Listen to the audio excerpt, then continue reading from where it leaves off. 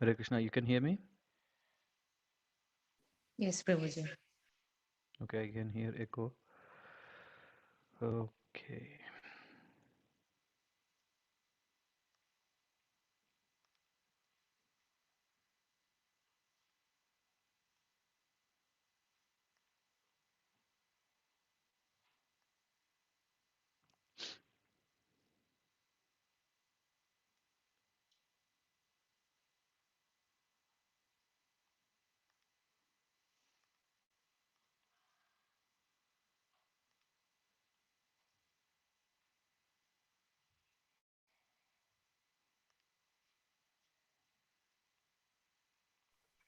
Hare Krishna.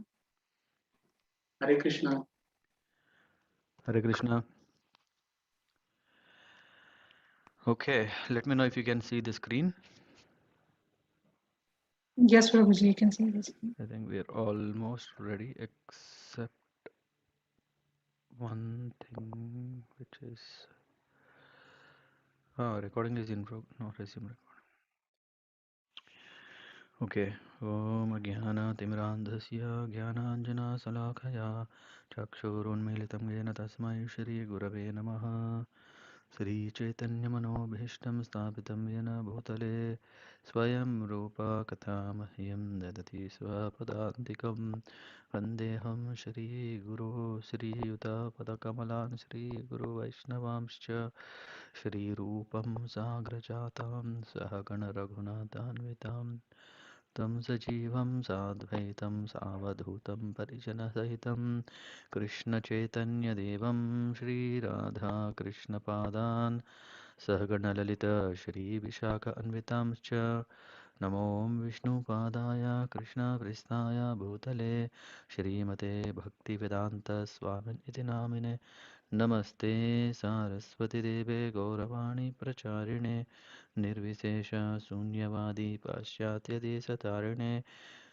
वञ्चाकल्पतरुभ्यश्च कृपा सिन्धुभ्य एव च पतितानां पावनेभ्यो वैष्णवेभ्यो नमो नमः नमो महावदान्याय कृष्णप्रेमप्रदायते कृष्णाय कृष्णचैतन्यनाम्ने गौरत्विषे नमः हे कृष्ण करुणा सिन्धो दीनबन्धो जगत्पते गोपेश गोपिका कान्ता राधा कान्त नमोऽस्तु ते तप्तकाञ्चन गौराङ्गी राधे वृन्दावनेश्वरी ऋषभानुसुते देवी प्रणमामि हरिप्रिये जय श्रीकृष्णचैतन्य प्रभु नित्यानन्द श्री अद्वैत गदाधर श्रीवासादि गौरभक्तवृन्द हरे Krishna Krishna Krishna Hare Hare Hare Ram Ram Ram Hare Hare.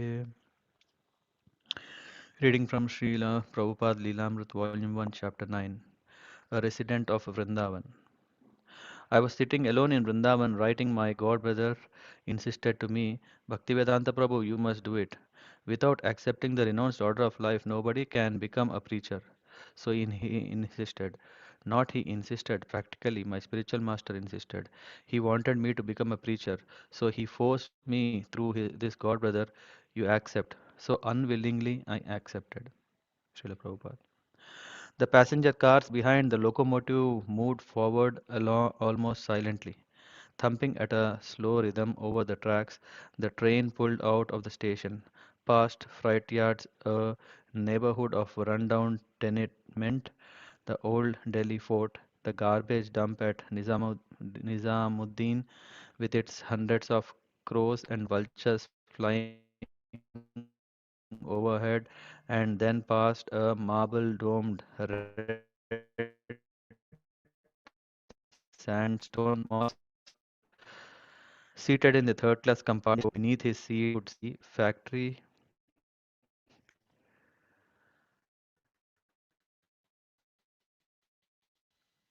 Can you hear me? Abhay could see factory workers selling their lunches nearby, huts of mud and straw. He passed the thatched roof and tarpaulin tent air,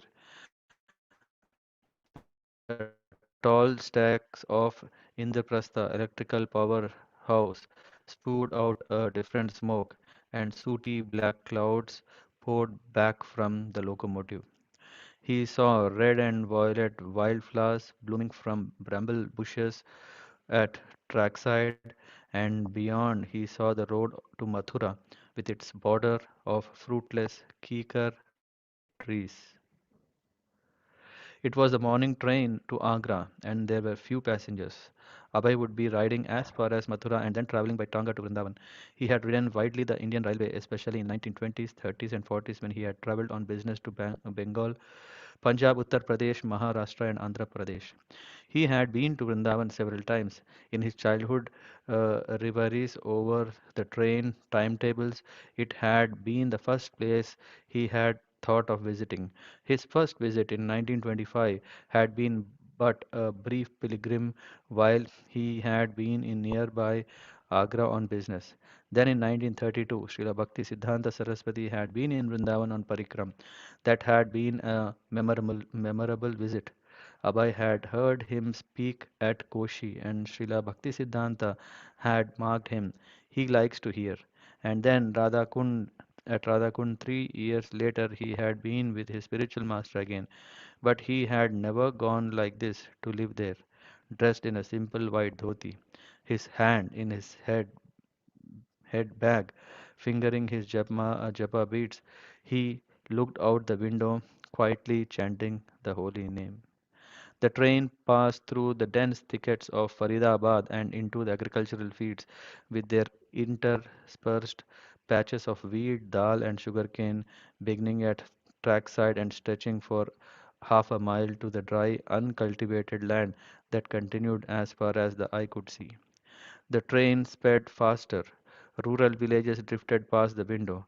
An hour out of Delhi, the land was mostly flat and open, dotted with small villages. Occasionally, he would glimpse a striking old temple, but mostly it was the land, now barren, with a few palm trees, now cultivated and irrigated under the expanse of blue sky and blazing sun. For a long time, Abhay had wanted to take shelter in Vrindavan, and now there was no obstacle. His purpose remained the same. He would write back to Godhead and deliver it to the printer in Delhi fortnightly. As long as he could afford to travel, he would return to Delhi to distribute back to Godhead. But he would live in the shelter of Vrindavan. He had in mind the room at Vamshi Gopalji temple near Keshi Ghat, a rooftop room that commanded a view of almost all of Vrindavan, and since his 1953 visit from Jhansi, he had kept it in touch with the temple manager. In moving to Vrindavan, Abhay was following his predecessor spiritual masters. Srila Bhakti Siddhanta and Bhaktivinoda Thakur had had their house at Radha Kund and had preached in Vrindavan. Gaur Kishore Das Babaji, Jagannath Das Babaji, Vishwanath Chakravarti Thakur, and Narottam Das Thakur had lived either in Vrindavan or in Navadvip, near the birthplace of Lord Chaitanya. Lord Chaitanya and his immediate followers had an especially intimate relationship with Vrindavan. Lord Chaitanya had commissioned Rupa Goswami and Sanatana Goswami to uncover the places of Krishna's pastimes in Vrindavan that over the centuries had become lost. Rupa and Sanatan had left their prestigious government posts and gone to live in Vrindavan. Dressed in simple loin cloths, they had lived without fixed residence, staying each night under a different tree. They and Jiva Goswami, Rupa Raghunath Das Goswami, Raghunath Bhatta Goswami, and Gopal Bhatta Goswami, known and worshipped as the six Goswamis of Vrindavan, had compiled a voluminous literature on Krishna Bhakti. They had inspired wealthy Vaishnava patrons to erect Vrindavan's great temples Govindaji, Madan Mohan, Radha Damodar, Radha Raman. At Radha Kund, shortly after Lord Chaitanya's departure from the world, Raghunath Das Goswami had chanted 100,000 names of Krishna and discoursed for several hours daily on the pastimes of Lord Chaitanya. There also, Krishna Das Kaviraj had compiled the Chaitanya Charitamrita describing the teachings of Lord Chaitanya. Even those Gaudiya Vaishnavas who did not live in Vrindavan kept Vrindavan always in their hearts and proclaimed its glories. The Chaitanya Charitamrita describes the great ecstasy Lord Chaitanya felt while traveling from Puri to Vrindavan. Sri Chaitanya Mahaprabhu's mind was absorbed in ecstatic love at Jagannath Puri. But when he passed along the road on the way to Vrindavan, that love increased 100 times. The Lord's ecstatic love increased 1,000 times when he visited Mathura, but it increased 100,000 times when he wandered in the forests of Vrindavan. When Sri Chaitanya Mahaprabhu was elsewhere, the very name of Vrindavan was sufficient to increase his ecstatic love.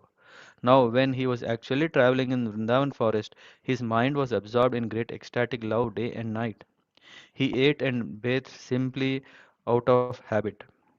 Vrindavan is the earthly manifestation of Lord Krishna's eternal spiritual abode, which the Lord himself describes in Bhagavad Gita. There is another nature which is eternal and is transcendental to the manifested and unmanifested matter. It is never annihilated. It is the supreme destination. When one goes there, he never comes back. That is my supreme abode. Krishna's activities of eternity, bliss and knowledge and his abode, Goloka Vrindavan, are described in many Vedic literatures.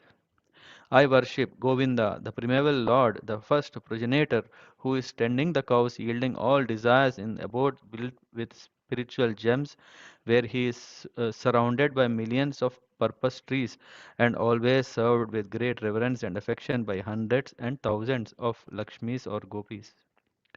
Although Lord Krishna's abode, Goloka Vrindavan, is far beyond the material world, when Krishna comes to earth, he displays his eternal abode in Vrindavan of India. That 84 square mile tract in North India is identical with the eternal world in the spiritual sky.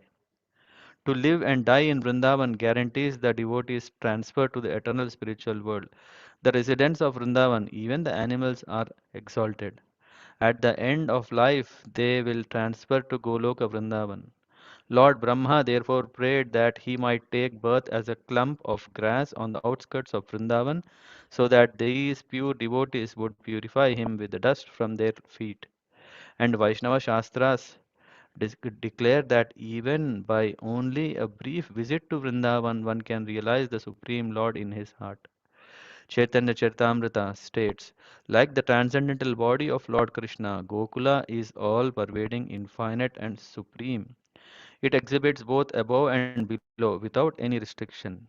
That abode is manifested within the material world by the will of Lord Krishna. It is identical to that original Gokula. They are not two different bodies. The land there is touchstone, Chintamani, and the forest abound with desire trees. Although material eyes see it as an ordinary place, the ideal place to execute Krishna consciousness is Vrajabhumi or Vrindavan, where people are naturally inclined to love Krishna and Krishna is naturally inclined to love them. The train arrived at Mathura. Abhay stepped down with his luggage and looked around, noting the recently constructed Mathura Junction building. Proceeding through the gate and out of the station, he found a Tanga driver agreed on the fare and started for Keshi Ghat. For half a mile, the wobbling horse-drawn cart followed the road between the tracks and the railway yard. At the main road, they turned left, passed under a railroad bridge, and entered an open market. Piles of fruits, vegetables, and grains were displayed on the ground, their vendors sitting beside them, bartering and measuring while customers milled about.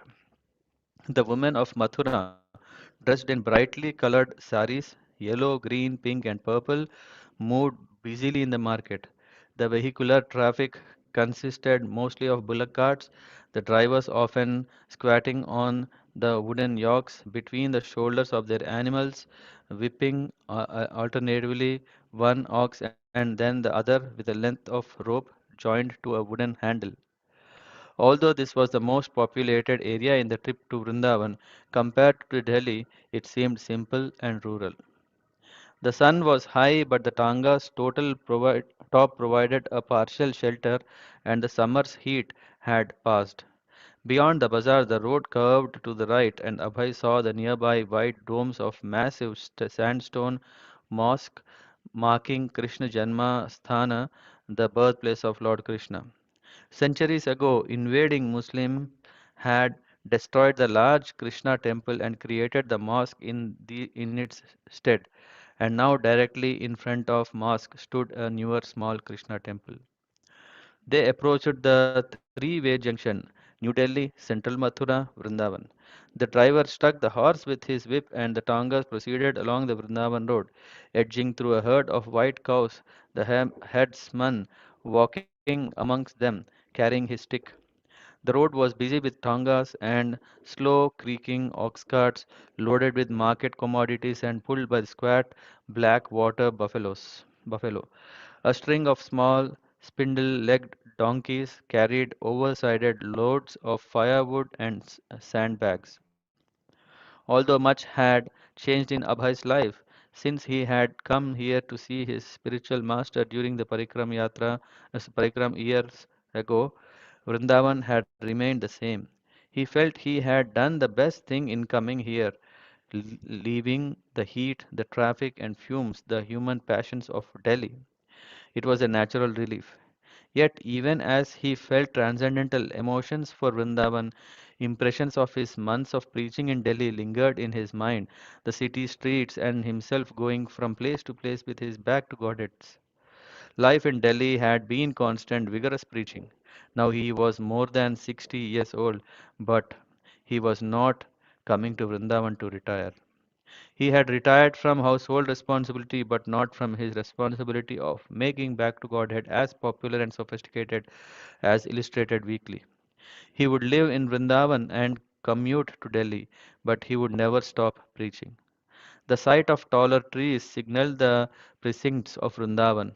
As the thin horse trotted along past the police station and water through for animals, on either side appeared the garden courtyards of private estates and ashramas. Fragile white malati flowers, golden marigolds, frangipani trees, red hibiscus, trees of sorrow, and many other flowers and trees, some known only in Vrindavan, bloomed forth in the brilliant sunlight. The Govinda temple loomed fortress-like on his left, and opposite in the distance the high rising tower of Ranganath temple. They entered narrow streets, tighter and busier places with markets and city dwellings, and then it became quieter again. At the end of a narrow street by the Yamuna river near the bathing ghat stood the small and beautifully ornate entrance of Gopalji temple, a narrow three-storied building with three domes and many decorated arches. After stepping over the curbside drain and walking up three marble steps, Abhay entered the front door, the driver following him carrying the luggage. Once inside, Abhay removed his shoes and entered the courtyard, which was open to the sky through a metal grate on which a few birds sat 2 floors above. A column of sunlight lit one side of the courtyard where a potted tulsi sat atop a pillar. The temple seemed cool and quiet. Adjacent to the courtyard was the DT room, its doors locked shut. Overhead was a mezzanine with rooms whose entrances were visible from the courtyard. A few saris and strips of clothes hung on improvised clothesline. Mahant Gopal, the temple pujari, whom Abhay had known since 1954, greeted him cheerfully. He was about the same age as Abhay and had long grey hair and an unruly beard. Although Abhay's attire was modest, he appeared well dressed compared with Gopal, who wore only a coarse dhoti. Gopal led Abhay upstairs. Coming out onto the roof, Abhay smiled to see again a wonderful vista. Barely 100 yards away, he could see the Yamuna, not only the immediate patch of water flowing before him, but to his left and right, a broad, curving sheet of river shimmering in the afternoon sun. There were sand deltas, herds of cows and buffalo grazing the flat grassy banks of the Yamuna, and plains and trees as far as the eye could see. And in the opposite direction was the town of Vrindavan, marked by dozens of temple spires and domes. Abhai's room, the only one on the roof, was small with narrow double doors and barred windows. Sitting on the apartment's roof, monkeys with their tiny offspring sat watching unalarmed.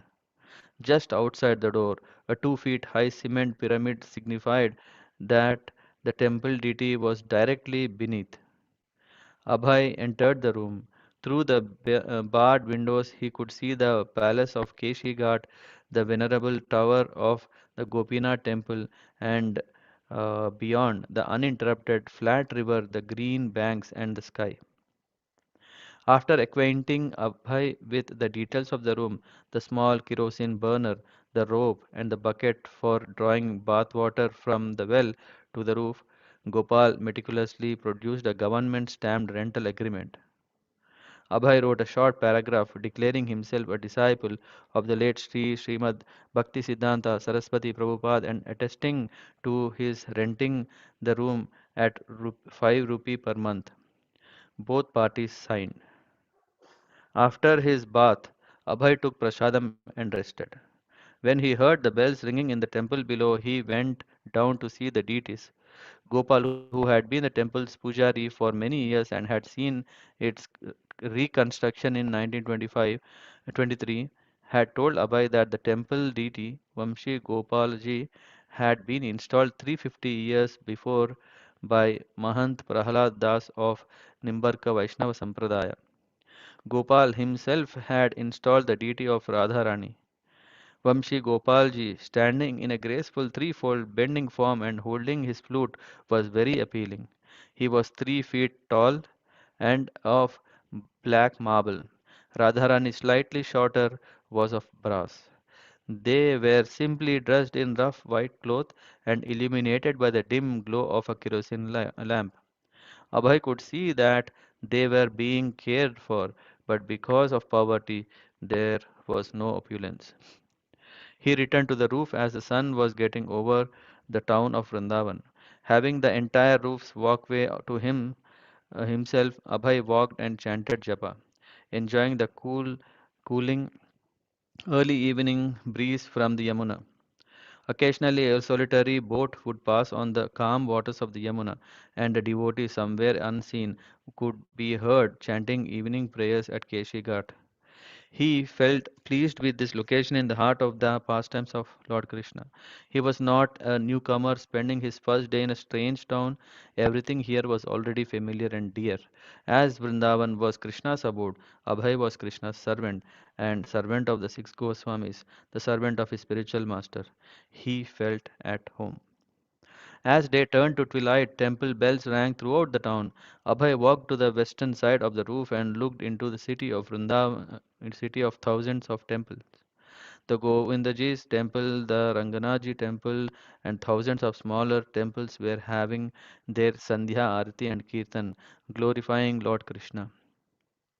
Abhay responded to the sights and sounds of Vrindavan as only a pure devotee could.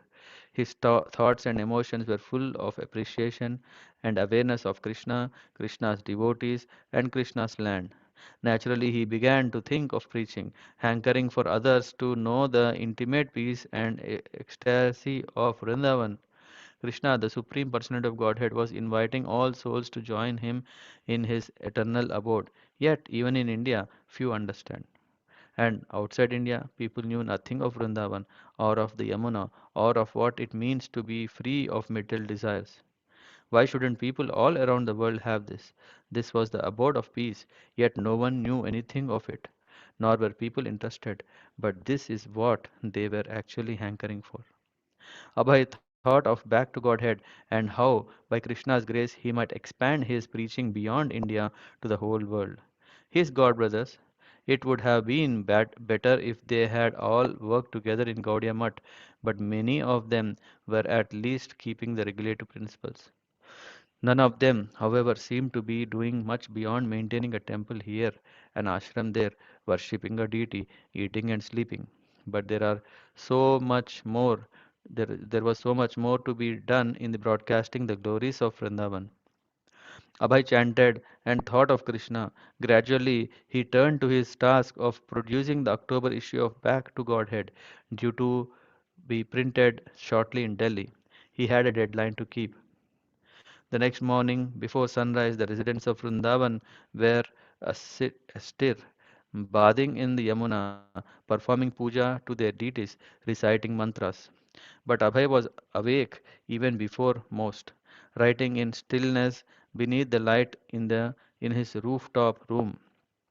As he wrote diligently in English, scriptural references appeared and took their place within convincing arguments. For hours he wrote, page after page, in an exercise book until gradually the chirping of awakening birds signaled the end of dark night's stillness. Soon the sun would rise. Keeping to his regular schedule, he put aside his writing and began chanting japa, staying in his room, uttering the Hare Krishna mantra in a soft, deep voice.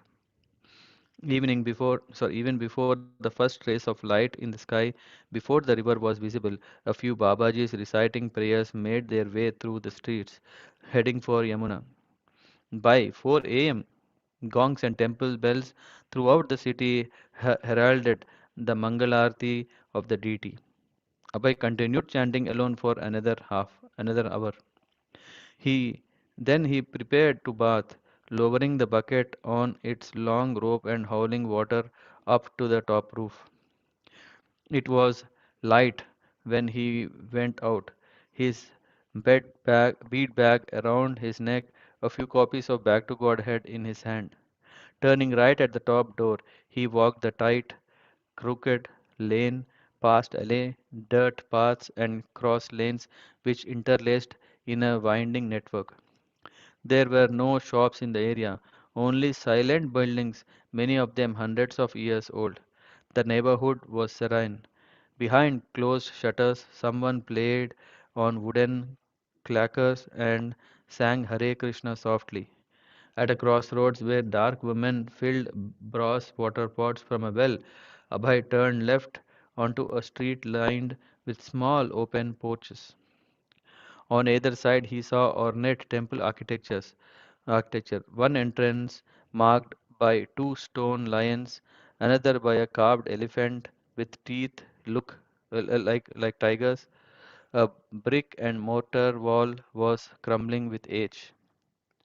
Soon Abhay arrived at Radha Raman temple, established almost 500 years before by Gopala Bhatta Goswami, one of Lord Chaitanya's chief followers. Here, residents of Vrindavan were coming and going according to their vows, following a strict schedule that allowed not a moment's delay, making their daily visit to various temples. Abhay entered and stood amidst a group of worshippers, viewing the deity of Krishna Radha Raman. The deity wearing a fresh garland of flowers, his enchanting black form adorned with bright silks and jewels appeared very opulent. Knowing the priests of Radharaman to be respected, learned Sanskritists, some of whom also read English, Abhay had brought with him a few copies of Back to Godhead. He met Vishwambara Goswami, a young priest in his 30s who, after death of his father, had left his law practice and taken over some of the temple management. The temple was run under a caste Goswami system, and thus for 500 years Vishwambara's ancestors had handed on and down charge of the temple. Although Vishwambara had met many sadhus, he was immediately struck by Abhay's gentle and humble demeanor. He accepted the copies of Back to Godhead and sat and talked with Abhay. Abhay then continued along Vrindavan winding lanes to visit another temple, Radha Damodar. He passed old Babajis and women carrying water, a commercial shop beside an open porch where people worshipped a Shivalinga. Monkeys sitting atop a high concrete wall and ranging from roof to roof, ledge to ledge, chattered and gestured as Abhay walked beneath. As the morning progressed, barefoot children had begun to appear more frequently, playing within the open doorways. As he walked along chanting japa, his right hand in his bead bag, his lips moving softly, hardly anyone in Vrindavan knew him. But as an elderly, cultured Bengali gentleman, he did not seem an unusual sight. He was a religious Babu in a town devoted entirely to religion. Abhay would regularly visit Vrindavan's important temples and afterwards he would shop, returning to his room around 11 with vegetables for cooking.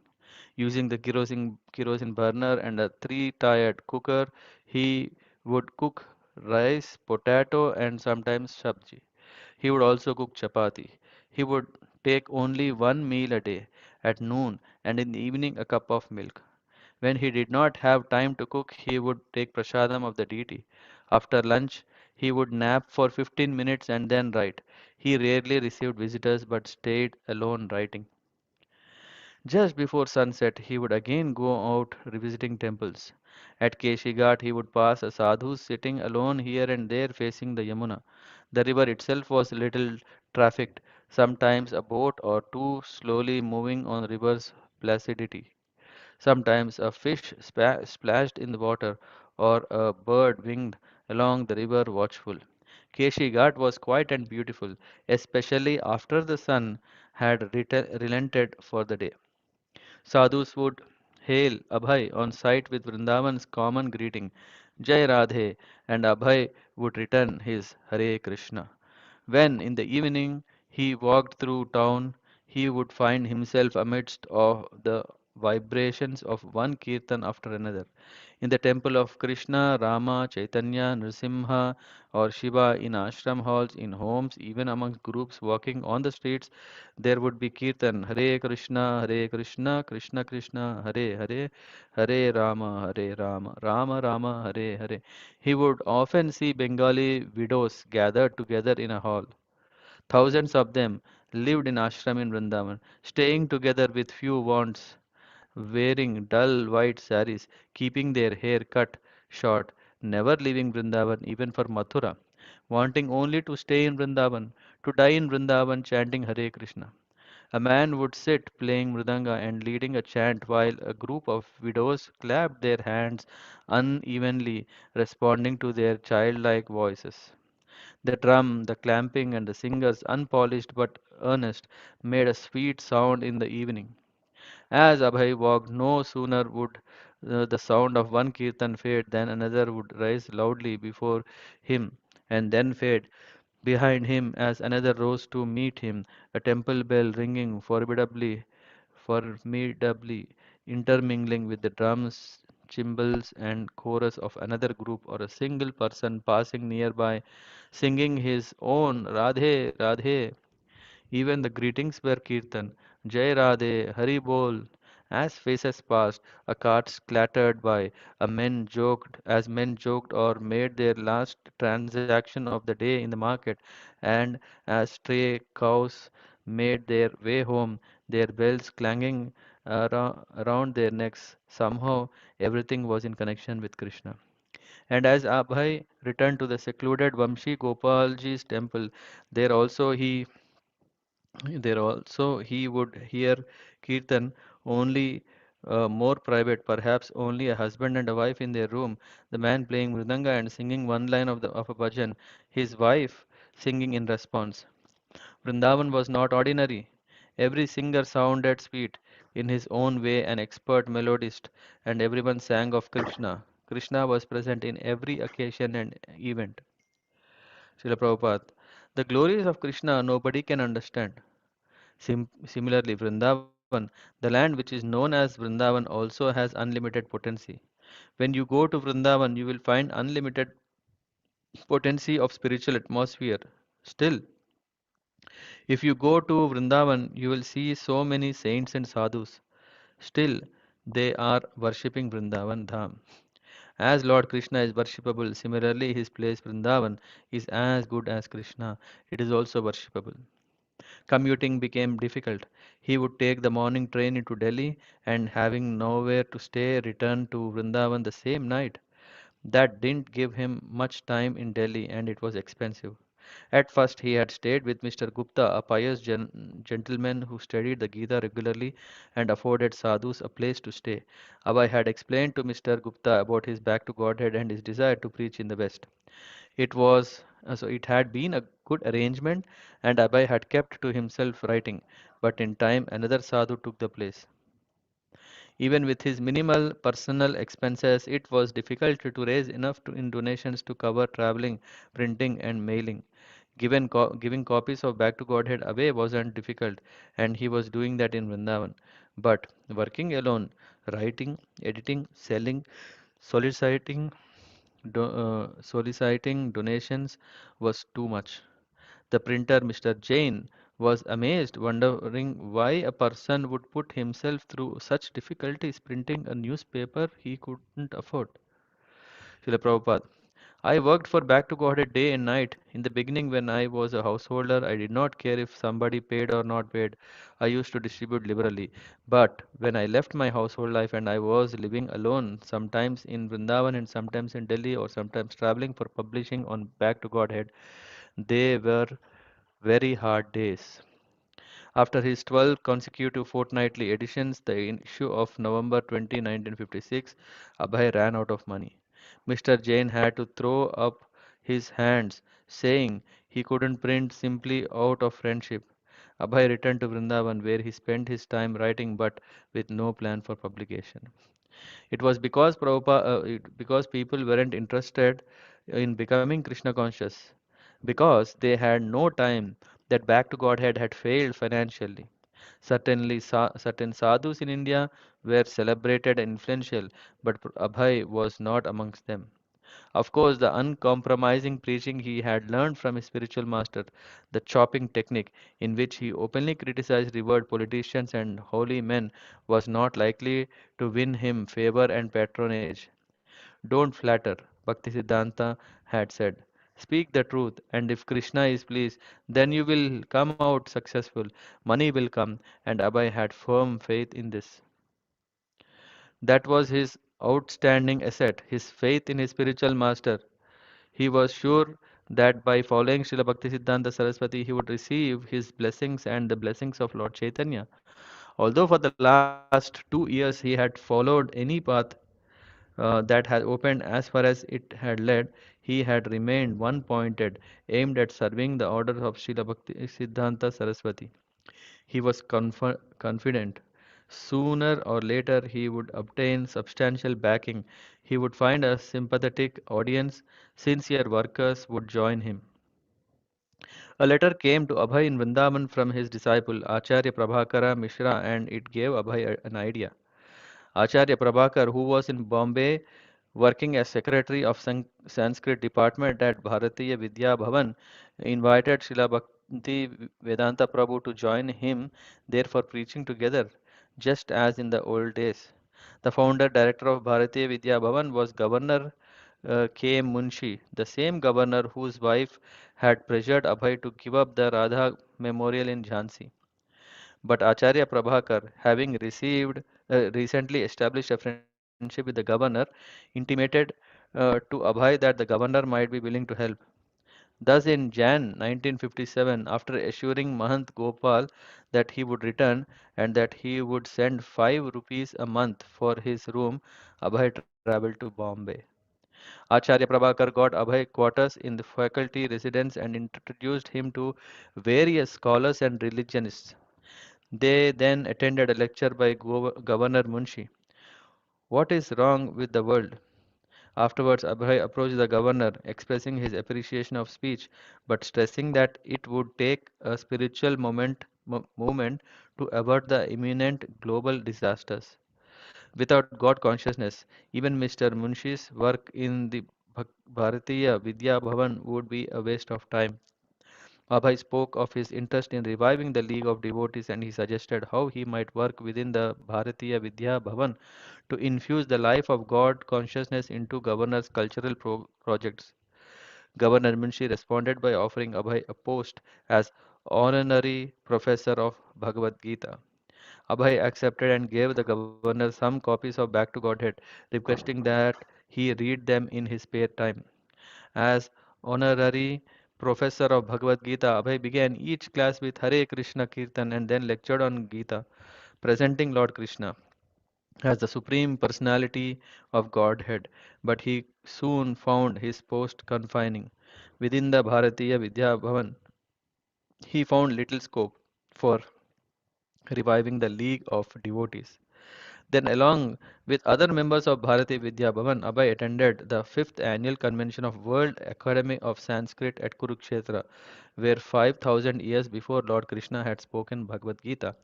India's President Dr. Rajendra Prasad, Governor Munshi, and many scholars and pundits from all over India participated in the discourses.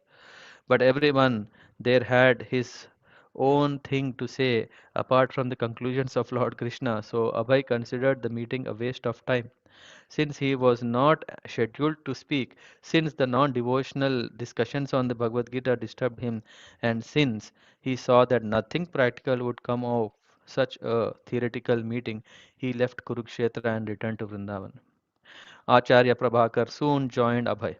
As they talked together in Abhay's room at Vamshi Gopalji temple, Abhay spoke again of his desire to revive the League of Devotees. After having recently seen the watered down cultural programs in Bombay and Kurukshetra, he felt even more keenly the need for society of pure devotees. There were already so many cultural and religious organizations. If he liked, he could join one. But where was the organization with which he could affiliate himself wholeheartedly? Only the League of Devotees espoused the conclusions of Lord Chaitanya and Bhaktisiddhanta Saraswati. Vigorous worldwide preaching of devotional service to Lord Krishna, the Supreme Personality of Godhead. Abhay drafted an appeal to the generous public, modern philosophers, leaders, and religionists on behalf of League of Devotees. The activities of the League, he stated, would be to publish Back to Godhead in English with translations in many other languages, to educate young men and women for worldwide preaching, and to operate a press solely for printing transcendental literature.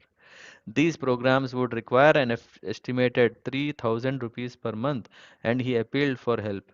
Abhay concluded, Vrindavan is the sacred place of the topmost importance, and the headquarters of this league is therefore situated here. Using the impressive new title Honorary Professor of Gita, Bharatiya Vidya Bhavan, and Honorary Secretary of Hari Bhavan, Abhay, with the assistance of Acharya Prabhakar, launched another attempt at rallying uh, support for Back to Godhead and the League of Devotees. Within a few days, Acharya Prabhakar returned to his post in Bombay, and Abhay was again alone in Vrindavan. He loved Vrindavan, yet with no means to publish and preach, he was not content there. If he were to travel, he might be able to enlist members of the League.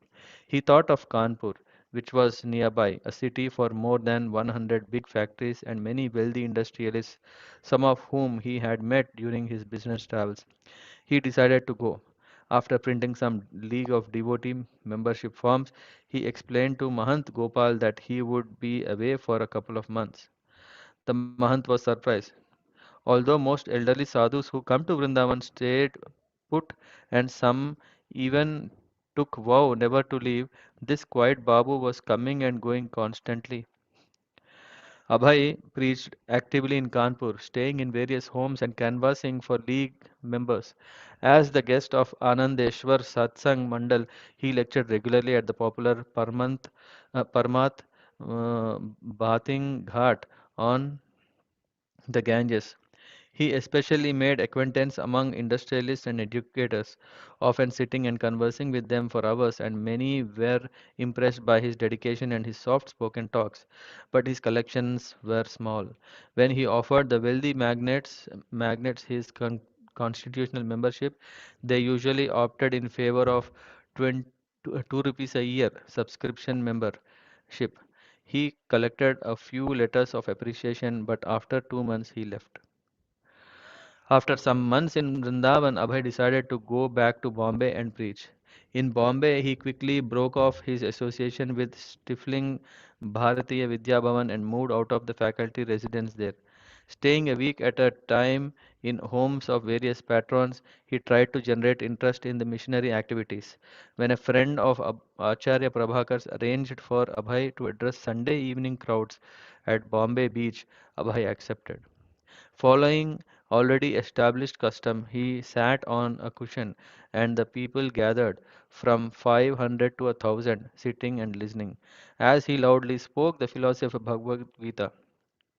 Abhay spoke for several nights, and there were other lecture opportunities also. One week he spoke several times at a Bombay Vishnu temple. But Abhay wanted to do more than deliver occasional lectures to uncommitted audience. The conviction was growing within him that he should preach outside India. The idea, of course, had been there for some time. He had expressed it in his prospectus for the League of Devotees before gathering at Radha Memorial in Jhansi, during his meeting at Birla Mandir in Delhi, and on many other occasions. Informally, he had expressed it hundreds of times to acquaintance, and he had woven his dream throughout his writings. He was ready to travel anywhere if he could fulfill Srila Bhaktisiddhanta's order to preach in English. In India, the English speaking population was small, so Abhay continued to dream of going to the West. If he could travel to Bombay, Delhi, and Kanpur, why not to Delhi or New York, where millions speak English and had never heard the message of Lord Chaitanya? Writing to Mr. Ved Prakash, a Kanpur industrialist, Abhay explained his idea. Lord Chaitanya said, Praninam Upakarya, that is to say, for the benefit of all living beings concerned, while rendering first aid service in the battlefield, the Red Cross men, although equally disposed to all the wounded soldiers, they give first preference to the hopeful ones. The hopeless ones are sometimes neglected. In India, even after the attainment of Swaraj, the mentality is predominated by made in London ideas. It is a long story, but in a nutshell, the leaders of India, in the name of secular government, they have engaged themselves in everything foreign. They have carefully set aside the treasure house of India's spiritual asset, and they are imitating the Western material way of life, constantly engaged in the acts of error of justice, judgment, misgivings, imperfectness, and duplicity. India's Vedic knowledge is above all the conditional defects mentioned above, but we Indians at the present moment have neglected such wonderful Vedic knowledge. It is due to its improper handling.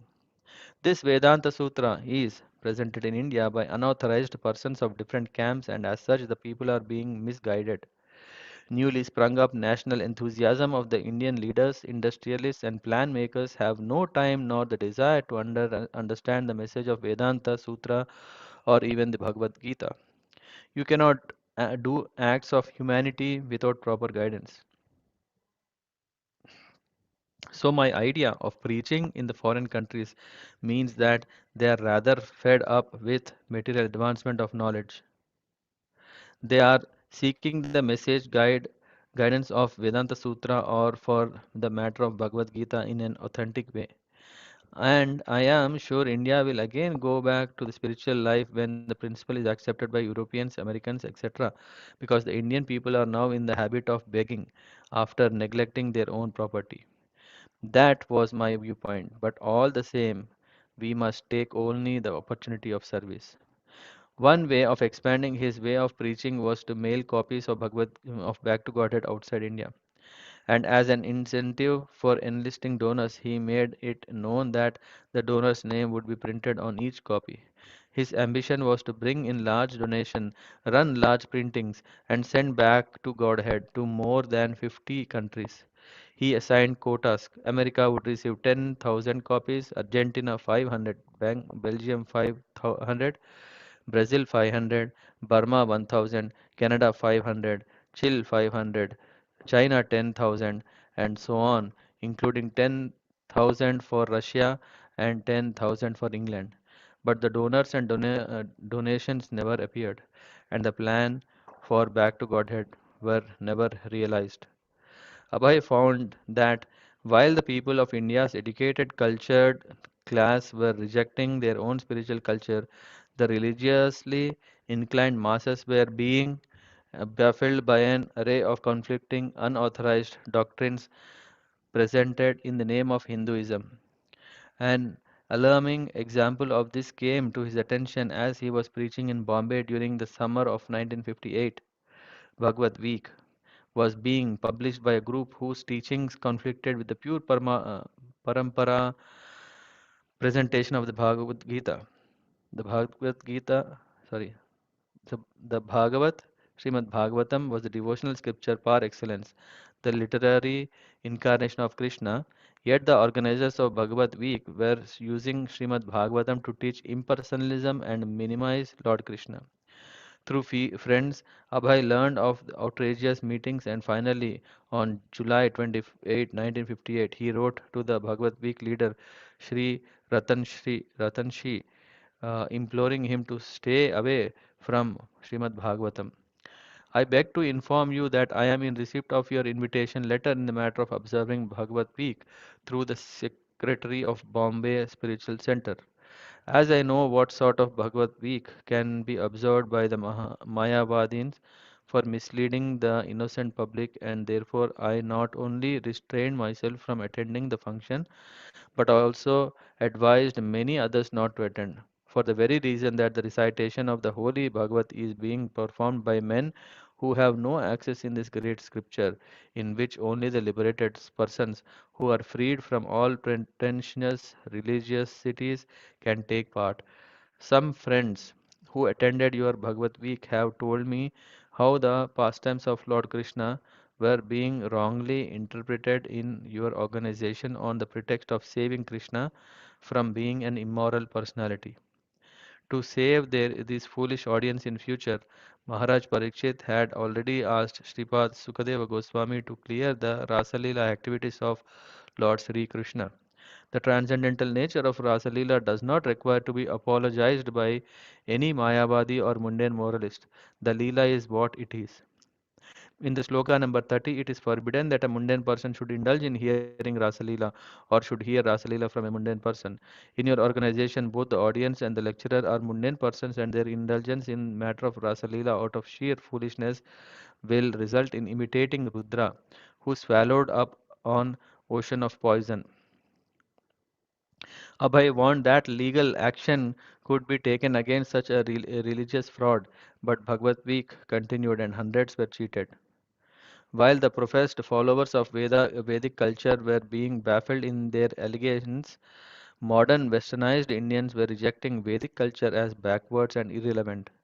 There was Prime Minister Nehru who wasn't at all spiritually inclined. He was for modernization and for what Abhay called made in London ideas. At least Mahatma Gandhi, although he had never responded to Abhay's letter, had been spiritually inclined, but not so his follower Pandit Nehru. Still, out of concern for the way India's leaders were rejecting their country's spiritual heritage, Abhay decided to write Pandit Nehru. Although in Bombay, Abhay was practically homeless. In August of 1958, he boldly wrote the Prime Minister expressing his conviction that India's spiritual culture must not only be revived at home but also be distributed to the West.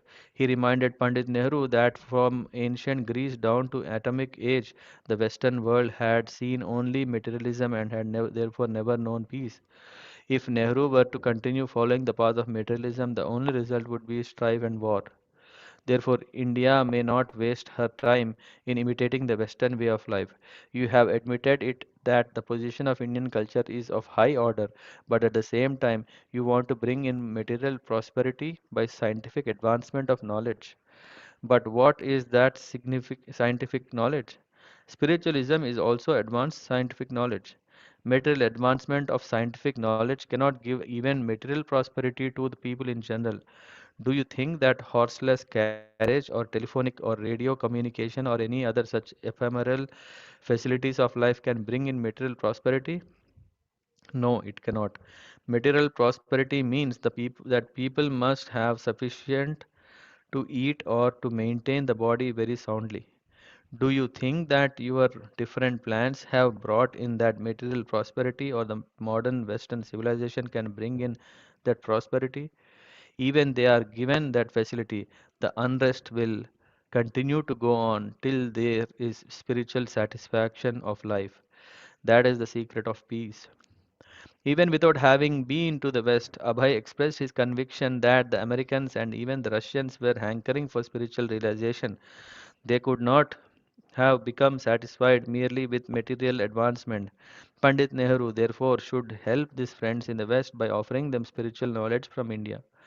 Poverty means poverty of knowledge. Prime Minister Chanakya used to live in a thatched cottage, but he was the dictator of India during the time of Chandragupta. Mahatma Gandhi voluntarily accepted the way of living of the so-called poor man and was the dictator of Indian destiny. But was he poverty stricken? He was proud of his spiritual knowledge. Therefore, spiritual knowledge makes a man really rich man and not the radio set or the motor car, etc. Back in the 1930s, the Nehru family had bought their medicines from Abhay's Prayag pharmacy, and Abhay was appealed to Pandit Nehru as an old friend from Allahabad.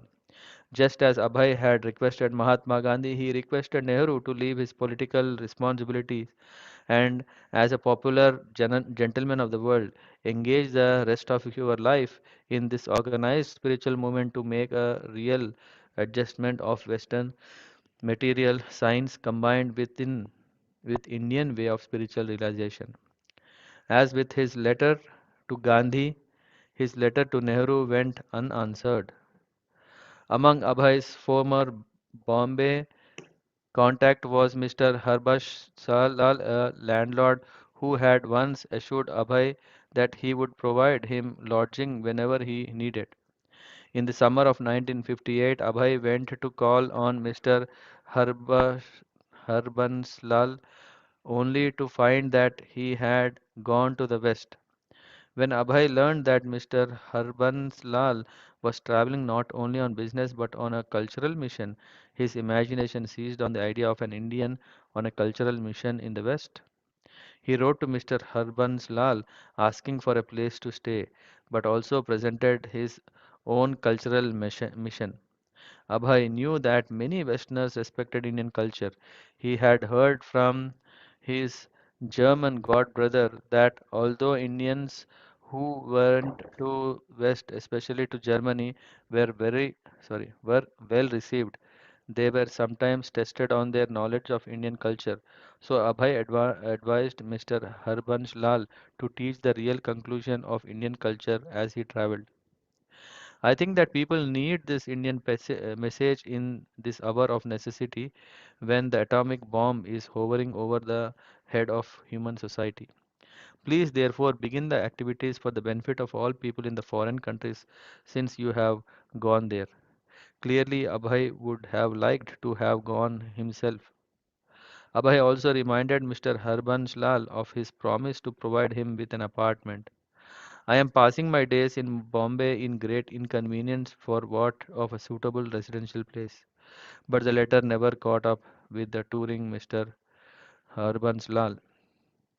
Wanting to go to the west as soon as possible, Abhay visited one of his godbrothers in Bombay, Kripa Sindhu, and asked him to help. Kripa Sindhu. He came to my house and asked me to help him in going to America.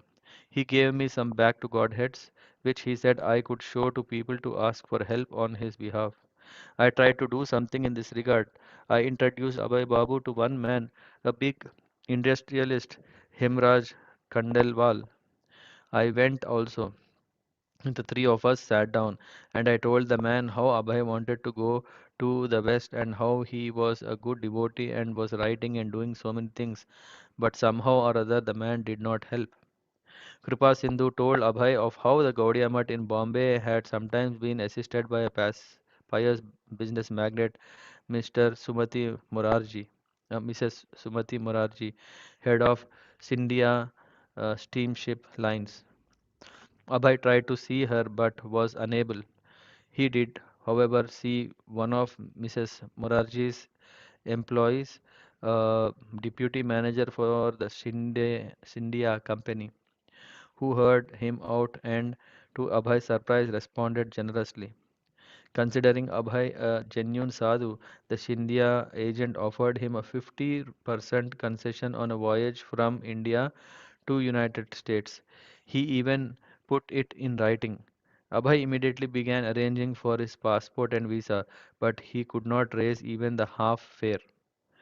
Back in 1956 in Delhi, he had been struggling and homeless.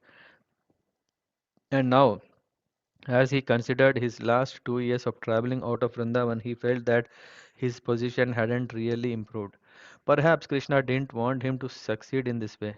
But one positive thing he had gained determination to go to the West and preach.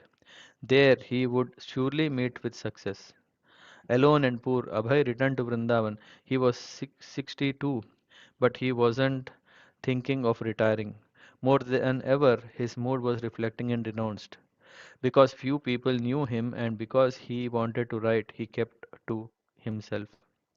He enjoyed deep peace at a residence of Vrindavan. Outside his window, the sacred Yamuna flowed by in a peaceful panorama for his private audience.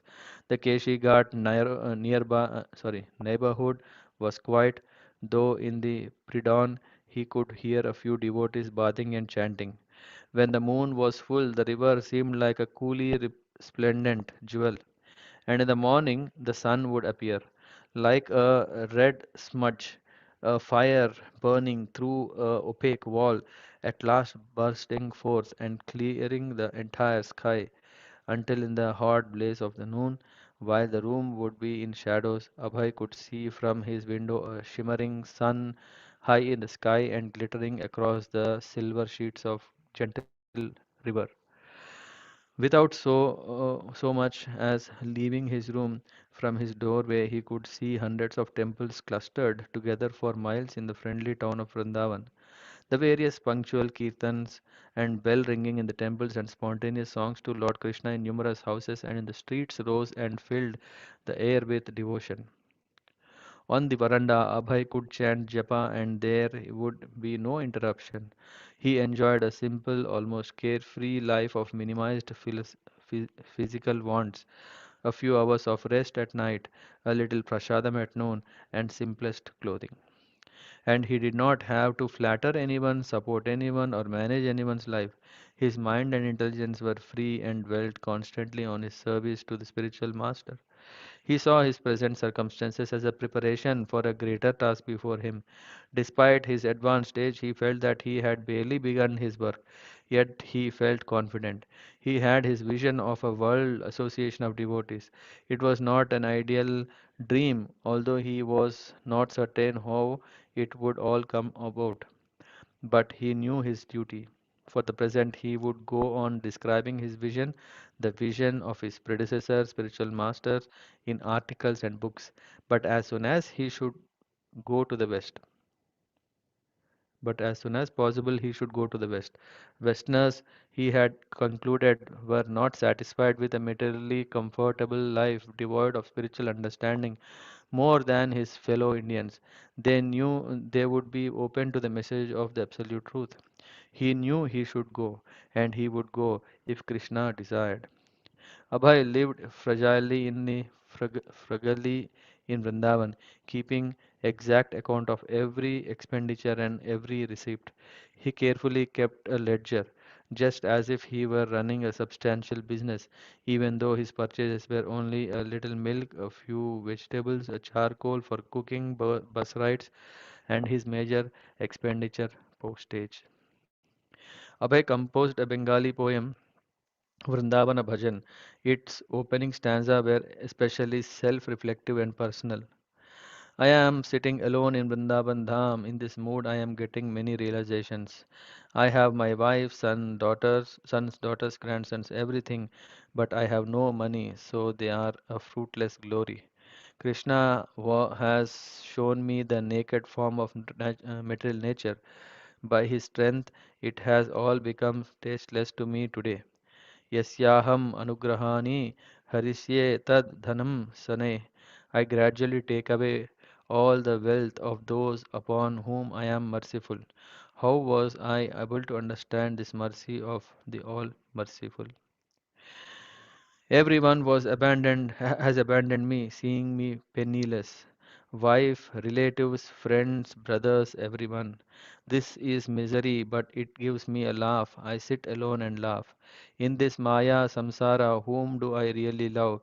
Where have my loving father and mother gone now? And where are all my elders who were my own folk? Who will give me news of them? Tell me who. All that is left of this family life is a list of names.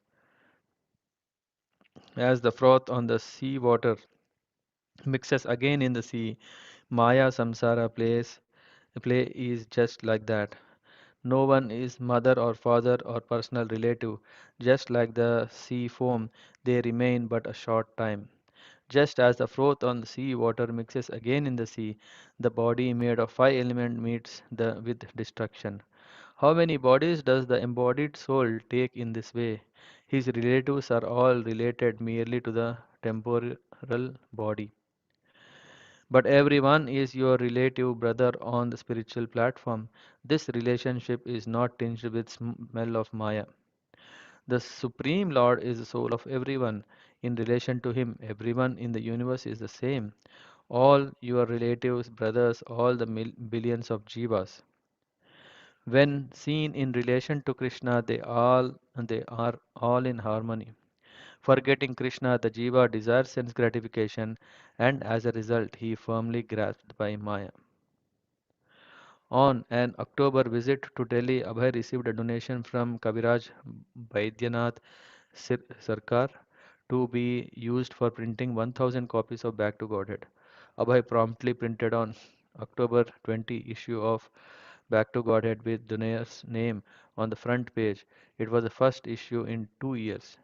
Another donor, Mr. Subodh Kumar Kapoor of Ramlal Kapoor and Sons, followed Mr. Sarkar's example and donated 1000 copies for the November 20th edition.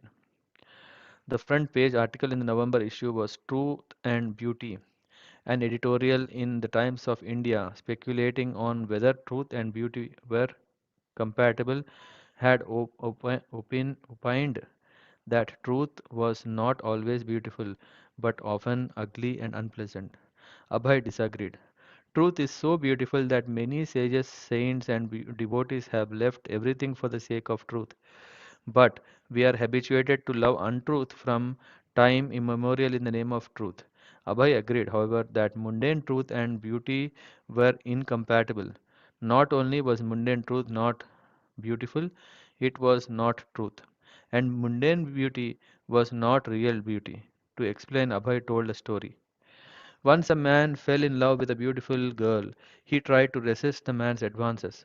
When he persisted, she requested that he wait for 7 days, after which she would accept him. During the next 7 days, the girl took a strong purgative and laxative and repeatedly passed stool and vomited. She stored the refuse in buckets. That thus the so-called beautiful girl became lean, thin like a skeleton and turned blackish in complexion, and the beautiful eye balls were pushed into the sockets of the skull. The man appeared on the scene well dressed and well behaved and asked the waiting girl, who was depressed in appearance, about the beautiful girl who called him there. The man could not recognize the waiting girl as the same beautiful girl whom he was asking for. The same girl, however, was in a pitiable condition, pitiable condition, and the foolish man, in spite of repeated assertion, could not recognize her. It was all due to the action of medicine only. At last, the girl told the powerful man all the story of her beauty and told him that she had separated the ingredients of her beauty and stored them up in the reservoirs. She also told him that he could enjoy the juices of beauty stored up in the reservoirs. The mundane, poetic, or the lunatic man agreed to see the juices of beauty, and thus he was directed to the store of loose stool and liquid vomit, which were emanating unbearable bad smell, and thus the whole story of beauty liquid was disclosed to him. Abhay went on to assert that literature which did not describe the ultimate truth and beauty of the Supreme Person was no better than stool and vomit, and even though it be presented as poetry and philosophy.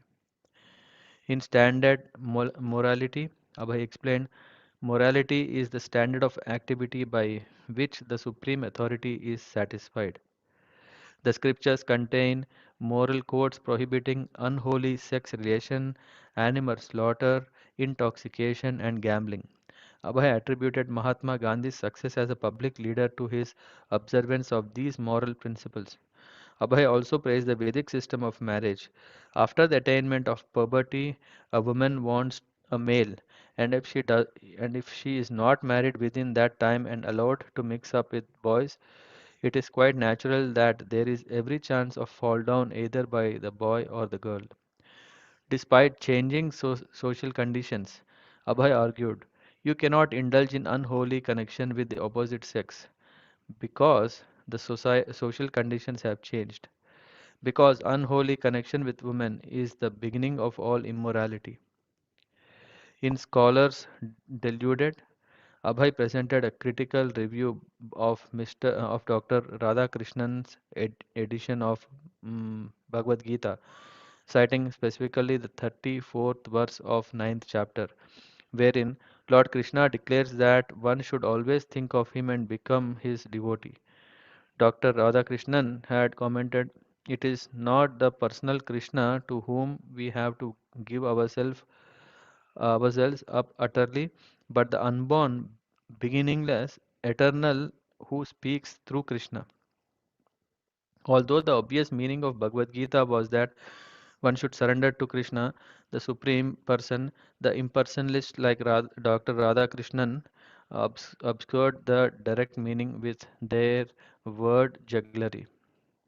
On the disappearance day of Srila Bhakti Siddhanta Saraswati, Abhay keenly felt separation from his spiritual master.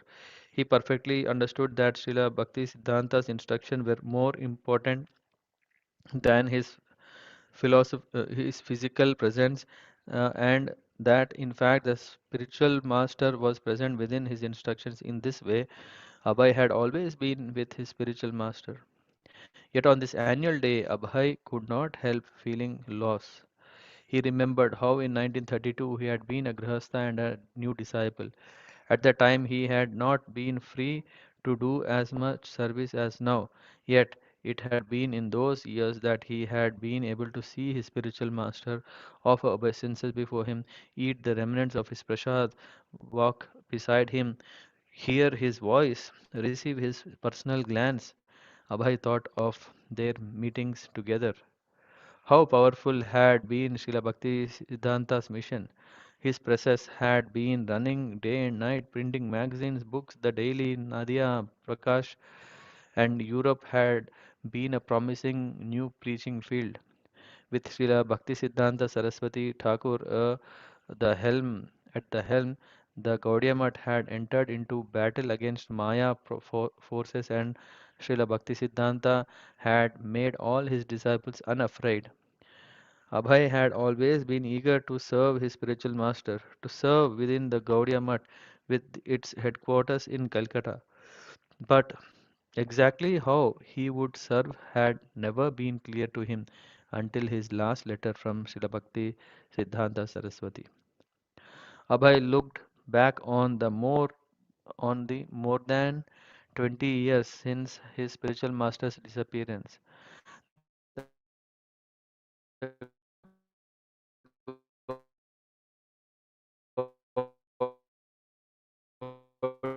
The Gaudiya Math had been undone by its leaders, and everyone else has and it was an old story how the instructions and had intrigued, disputed, litigated, litigated, violent party factions, false leaders claiming to be world acharya, and which party had been right.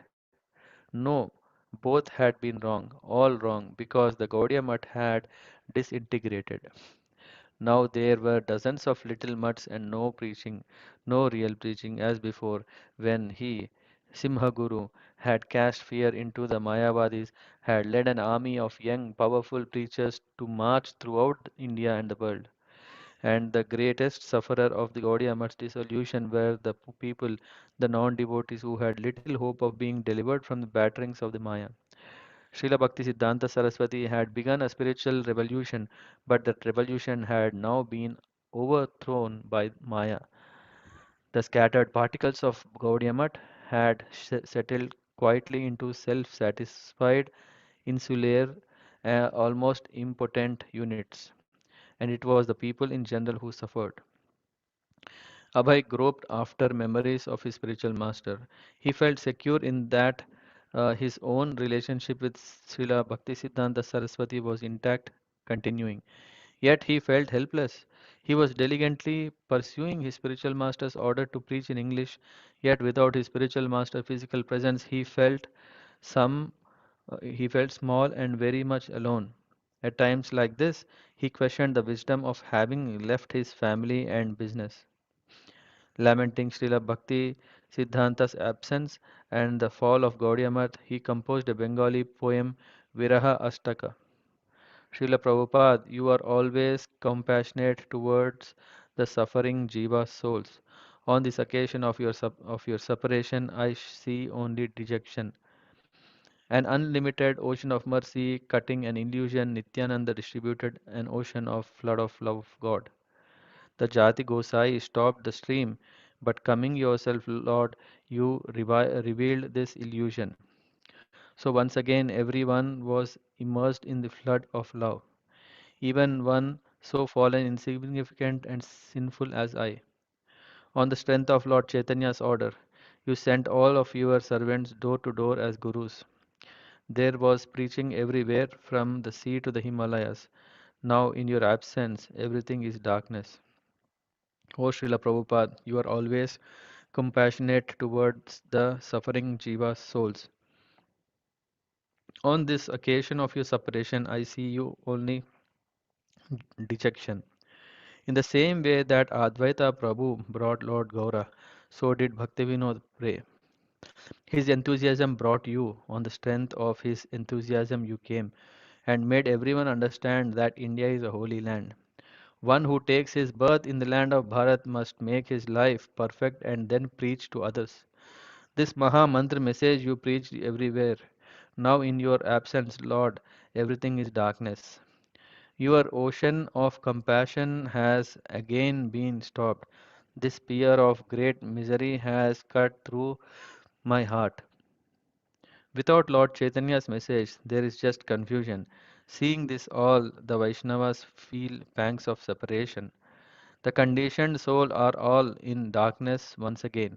They are searching for peace, but are dying in an ocean of anxiety. O Srila Prabhupada, you are always compassionate towards the suffering jiva souls. On this occasion of your separation, I see only dejection. Abhay's was a dark view. The golden era of preaching that has flourished in the days of Srila Bhaktisiddhanta Saraswati was no longer. By the influence of Maya, Abhay wrote, now everything is darkness. All devotional instructions have been destroyed. Now everything has been reversed. Meditating on that great personality possessed of the divine power to save the entire world, Abhay expressed his feelings of weakness and helplessness. Because of those not fixed in devotional service, many branches have spread all over. Your conclusive message did not touch the ear. Where will I get the strength for the Sankirtan movement? How could he, a tiny spiritual child, survive without his spiritual father? Now, who could save the world, which was so much more oppressed than ever before? Srila Bhakti Siddhanta had said that a dead man could not preach, only one with life could preach. As long as Abhay and others could deeply regret the Gaudiya Math's failure, there was still life and still hope. If everyone obtained this right and went out and made disciples, then the suffering souls in the world could be saved. It was useless to cry over what his god brothers had done, yet in seeing and resenting it, Abhay found within the pain of what might have been a continuing spark of what still might be. Abhay sent this poem and Vrindavan bhajan to Keshava Maharaj, who published them in the Gaudiya Patrika. One night Abhay had a striking dream, the same dream he had had several times before during his days as householder. Srila Bhakti Siddhanta appeared just as Abhay had known him, the tall scholarly sannyasi coming directly from spiritual world from Krishna's personal entourage. He called to Abhay and indicated that he should follow. Repeatedly he called and motioned. He was asking Abhay to take sannyas. Come, he urged, become a sannyas. Abhay awoke in a state of wonder.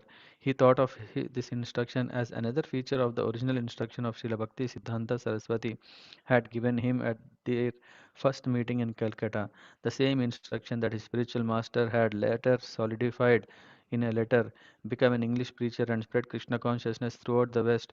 Sannyas was for that end.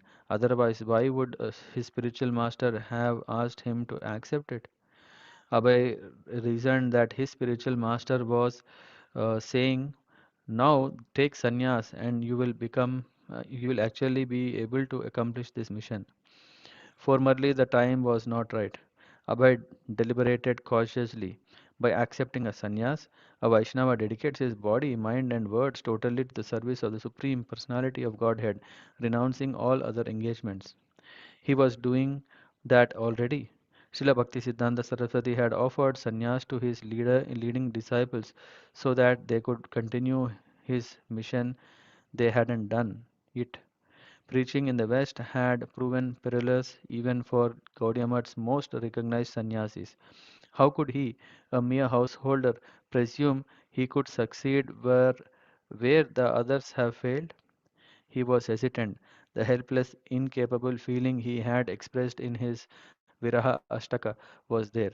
But now his spiritual master was beaconing him over all other considerations, even over natural humility. Now, although he was elderly and alone, the desire to preach just as his spiritual master has preached remained within him, a fierce though sometimes quietly expressed determination. The Vedic standard and the example set by the previous Acharya was that if one wanted to lead a preaching movement, sannyas was required. Srila Bhakti Siddhanta had taken sannyas to facilitate this missionary work.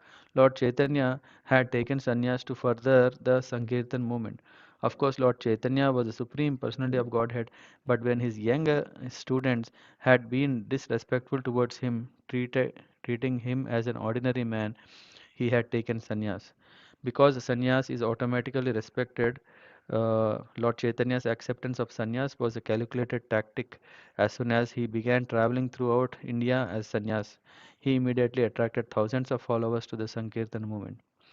Knowing that many cheaters would accept the saffron dress and abuse the respect given to the sannyasi, Lord Chaitanya had advised against accepting sannyas in the age of Kali. He knew that cheaters in guise of sadhus, would act immorally, accumulate funds for their own sense gratification, and make many followers simply to enhance their own prestige. Posing as swamis, they would cheat the public. Because the people in Kali Yuga are unable to follow the rules and regulations of the sannyasi, Lord Chaitanya had recommended that they simply chant Hare Krishna. However, if a person could actually follow the rules, and especially if he had to spread the Sankirtan movement, sannyas was necessary. Abhay first had to approach one of his godbrothers for permission. He decided to turn to Bhakti Vilasa Tirtha Maharaj, formerly Kunja Vihari, the leader of Chaitanya Mutt in Calcutta. Abhay still thought of Chaitanya Mutt as the headquarters of his spiritual master's mission. During the heated legal dispute, the Chaitanya Mutt had been the most prized acquisition, and since 1948 it has been under the legal ownership of Bhakti Vilas Tirtha Maharaj. Now, although each sannyasi had his own place or places, the Chaitanya Mutt and the Bhakti Vilas Tirtha Maharaj legally represented the Gaudiya Mutt entity. Abhay felt that if he were to take sannyas and go preach in America, he should give the Chaitanya Mutt the first opportunity to support his work. In April 1959, Abhay wrote to Tirtha Maharaj inquiring about sannyas and Chaitanya Mutt printing some of his manuscripts. And since no one was going abroad, he volunteered to do so on behalf of Chaitanya Mutt. Bhakti Vilasa Tirtha Maharaj replied that Abhay should first join the Chaitanya Mutt. He mentioned the strife that still lingered. Those who are acting against Chaitanya Mutt, they are motivated by their own individual ambitions. Anyone who was against the Chaitanya Math, he said, was acting illogically and against the instructions of Bhakti Siddhanta Saraswati. So, according to Tirtha Maharaj, the thing for Abhay to do, the thing he had neglected to do for so many years, was to join Chaitanya Math and act under his direction. Tirtha Maharaj mentioned several members of Chaitanya Math who had recently accepted the sannyas order, and he said that Abhay could also become one in time. He invited Abhay to come reside at Chaitanya Math. The houses that we have, there are rooms that are airy and well lit. We will treat you exclusively. There won't be any difficulty. We will take care that no inconveniences are caused. But for the printing books, we are eagerly awaiting to print the books like Satsandarbha, Vedanta, based on devotional service, and many other rare books by the Goswamis. First, we will print them. Books written by you will be checked by the editorial staff, and if the funds can be raised, then they can be printed according to priority. The books will be printed only if they are favorable for the service of Chaitanya Math. Therefore, if the fund is raised, then there is a plan to go abroad as well. Abhay was not encouraged. The main difficulty he felt was Chaitanya Math's shortage of funds. Srila Prabhupada. I was working with my broken typewriter. I went to our Tirtha Maharaj. You give me a room and print my books. Give me some money. I will join you. I had thought, this is Guru Maharaj's institution. He did not say no, but the printing of books was a difficult task for him. He had no money. He was hardly collecting for maintaining. Printing of books is a big job and there is no guarantee of sale. Without printing books and going to the West, sannyas did not have meaning for Abhay. And who knew when Tirtha Maharaj would sanction his taking sannyas? There was no point in going to Calcutta just to reside in an airy, well-lit room that he had already in Vrindavan. Abhay wrote back to Tirtha Maharaj mentioning his direct order from Srila Bhaktisiddhanta Saraswati to preach to the English-speaking people. He wanted to go to the West right away, and he had thought that Chaitanya Math would welcome his offer. Both Abhay and Tirtha Maharaj had their responsibilities, but perhaps they could work together to carry out the desire of their spiritual master. Abhay asked Tirtha Maharaj to reconsider. On May 7, 1959, Bhakti Vilas Tirtha Maharaj wrote back, my suggestion is don't make any hasty decisions. For the time being, you stay with us and engage yourself in the service of society and then accept Tridanda Sannyas. The purpose of accepting Tridanda is to serve the society.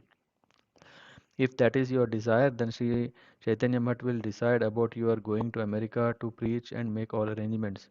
It can never be the principle of the society to let one act according to his individual attempt or desire. The society will decide after consulting with the heads what is to be done by whom. This is what I want to say. First of all, it is necessary to identify oneself with the society. In order to preach in America or in other foreign countries, it is important to have a dignified organization in the background, and secondly, it is necessary to establish oneself in India before going to preach in the foreign countries. Now it is that there are no conferences or meetings in the West as before. Communication is done through the media of television. Abhay could understand the needs and priorities of Chaitanya Math, but he could not allow them to overrule what he considered the highest mandate, preaching as Srila Bhaktisiddhanta Saraswati had ordered. Abhay had offered his services to the leaders of the Chaitanya Math, thinking they might also see things in his way. He thought that with the world crying need for Krishna consciousness staring them in the face, they might see that this Abhay Babu was convinced and enthusiastic and so should be sent right away with whatever he required. But they had other priorities.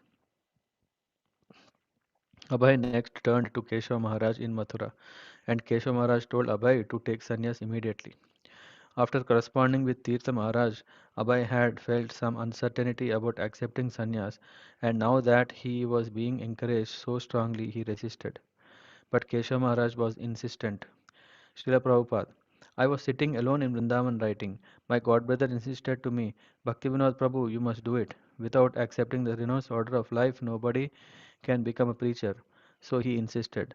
Not he insisted, practically my spiritual master insisted. He wanted me to become a preacher, so he forced me through this god brother. You accept. So unwillingly I accepted.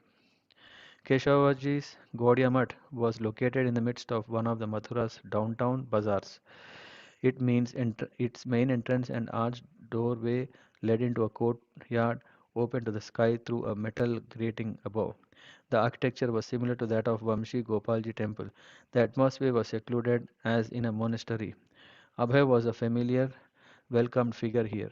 He had lived here, written and studied in the library here, edited the Gaudiya Patrika and donated the deity of Lord Chaitanya who stood on the altar beside the deity of Radha Krishna, Sri Sri Radha Vinoda Bihari ji. But his visit during September of 1959 was not an ordinary one. He entered the mud dressed in white, Abhay Babu, but he would soon be leaving dressed in saffron, a Swami. Abhay had been living as a renunced for 9 years. There was no need for him to observe a ceremony or to proclaim himself a sadhu by changing to saffron dress. But it was the parampara system that a man take Tridanda sannyas at the end of his life. He was aware of the cheating sannyasis. Even in Vrindavan, he had seen so-called sadhus who did not preach but simply spent their days hunting for chapatis. Some Swamis of Vrindavan even indulged illicitly in what they had supposedly come here to reject, sex life. Such persons were making a mockery of sannyas. And there were the caste Goswamis also, who lived like ordinary householders, running temples as a business to support their families and accepting honor and donations from the public on false basis of birth. Abhay knew of these abuses of sannyas, but he also knew the real purpose of sannyas. Sannyas was for preaching. On the morning of September 17, 1959, in the 50 by 25-foot DT room on the second floor of Keshavaji's Mutt, a group of devotees sat before the deity of Radha Krishna and Lord Chaitanya. The deities were colorfully dressed in a royal clothing and silver crowns. Radharani's right hand faced palm forward in benediction for worshipper at her side. Her left hand held a flower for Krishna. Krishna stood like a dancer, playing his right leg in a casual tiptoe pose before his left, playing his long silver flute, which he held gracefully to his red lips. His long back hair reached down past his shoulders, and the garland of marigolds around his neck reached down his knees. On his right stood the deity of Lord Chaitanya, his right arm raised, left arm at his side, his body straight, feet together. He was a soft golden color, and he had large eyes, a well-formed red mouth, and straight black hair down to his shoulders. One level below the deities were pictures of the spiritual masters in disciplic succession. Jagannath Das Babaji, Bhakti Vinod Thakur, Gaur Kishore Das Babaji, Bhakti Siddhanta Saraswati, Bhakti Pragnana Keshava Maharaj. Abhay sat on a mutt of kusha grass beside 90-year-old Sanatan, also to receive sannyas that day. Sitting opposite the two candidates, Narayan Maharaj, Keshav Maharaj disciple, prepared to conduct the ceremony of mantras and offerings of grains and ghee into the fire. Akinchana Krishnadas Babaji, Abhay's godbrother, known for sweet singing, played mridanga and sang Vaishnava bhajans. Sitting on a raised asan, His Holiness Kesava Maharaj preceded.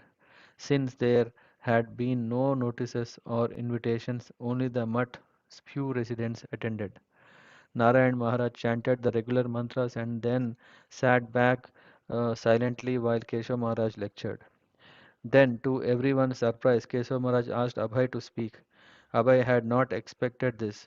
As he looked around at the gathering of devotees, he understood that the common language was Hindi.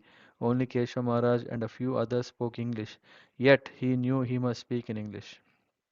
After Abhai's speech, each initiate received his sannyas danda, the traditional head-high staff made of four bamboo rods bound together and completely enwrapped in saffron cloth. They were given their sannyas garments, one piece of saffron cloth for dhoti, one for a top piece, and two strips for underwear. They also received tulsi neck bead and the sannyas mantra. Keshav Maharaj said that Abhay would now be known as Bhaktivedanta Swami Maharaj and that Sanatan would be Muni Maharaj. After the ceremony, the two new sannyasis posed for a photo, standing on either side of their sannyas guru, who sat in a chair. Keshav Maharaj didn't impose any strictures on Abhay. He simply encouraged him to go on preaching. Yet Abhay knew that to become A.C. Bhaktivedanta Swami did not mean merely that he was giving up family, home comfort, and business that he had done 5 years ago that he had done 5 years ago, changing from white cloth to saffron cloth. From Abhay Babu to Bhaktivedanta Swami Maharaj had a special significance. It was the mandate he had required, the irrevocable commitment. Now it was only a matter of time before Bhaktivedanta Swami would travel to the west as Bhakti Siddhanta Saraswati had ordained. This was Bhaktivedanta Swami's realization of his new sannyas status. The Gaudiya Patrika's account of the sannyas initiation included a biographical sketch of Srimad Bhaktivedanta Swami Maharaj listing the major events of his life. The article concluded, seeing his enthusiasm and ability to write articles in Hindi, English, and Bengali, Bhakti Siddhanta Saraswati Maharaj gave him the instruction to take Tridanda sannyas. For nearly 1 year he had been ready to accept sannyas. In the month of Bhadra, on the day on which Vishwarupa accepted sannyas, Bhaktivedanta Swami at the Sri Keshavaji Gaudiya Mutt accepted sannyas from the founder of Vedanta Samiti, Bhakti Pragnana Keshava Maharaj. Seeing him accept his ashram of renunciation, seeing this pastime for accepting the renounced order of life, we have attained great affection and enthusiasm. Srila Prabhupada ki jai. Hare Krishna.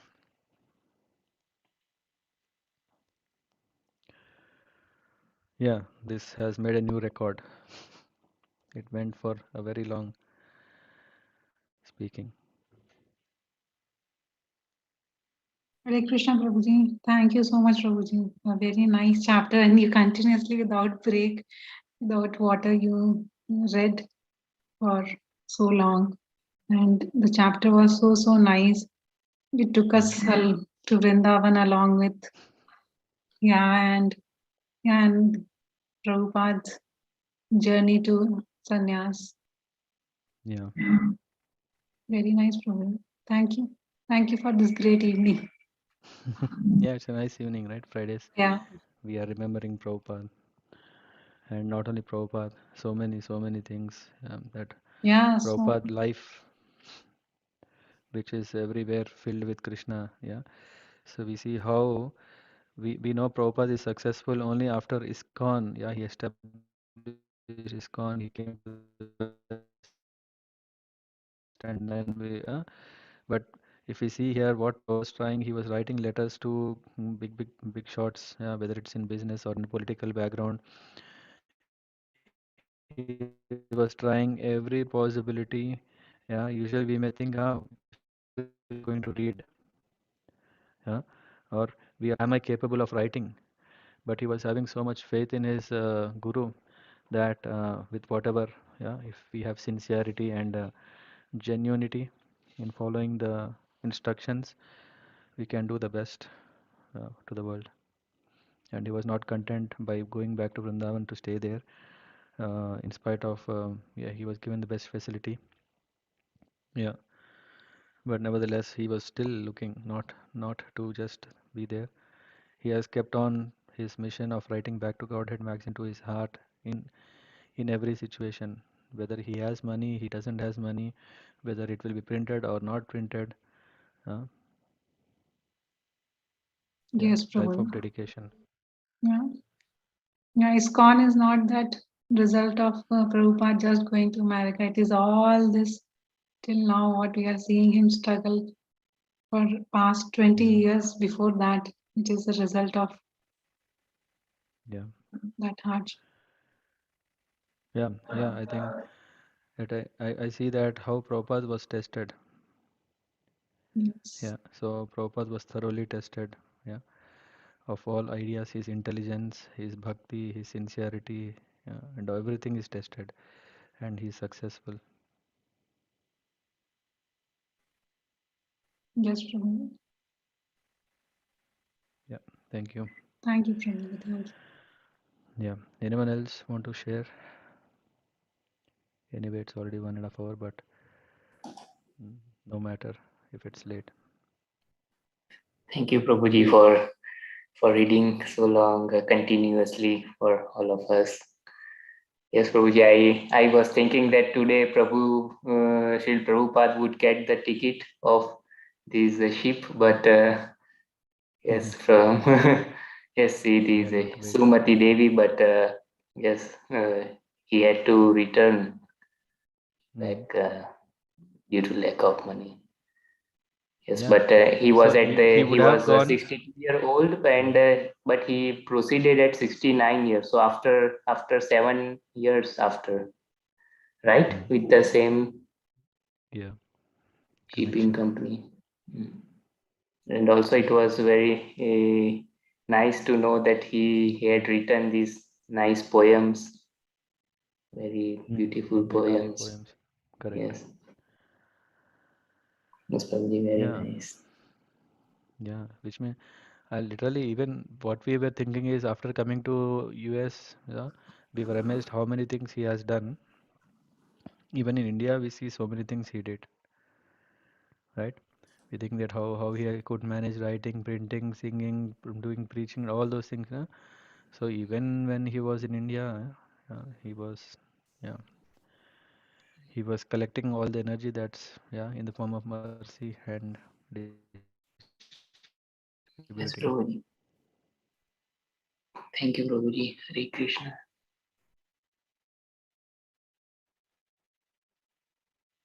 Hare Krishna. Okay, then thank you very much. Srila Prabhupada ki jai. Vancha kalpatarabhyascha kripa sindhubhyo cha patitanam pavanebhyo vaishnavebhyo namo namah. His Holiness Sattva Swarupa Maharaj ki jai. Hare Krishna. Hare Krishna. Hare Hare Krishna. Krishna. Thank you so much. Hare Krishna. Thank you, Prabhuji. Hare Krishna, Prabhuji. Thank you. Hare Krishna.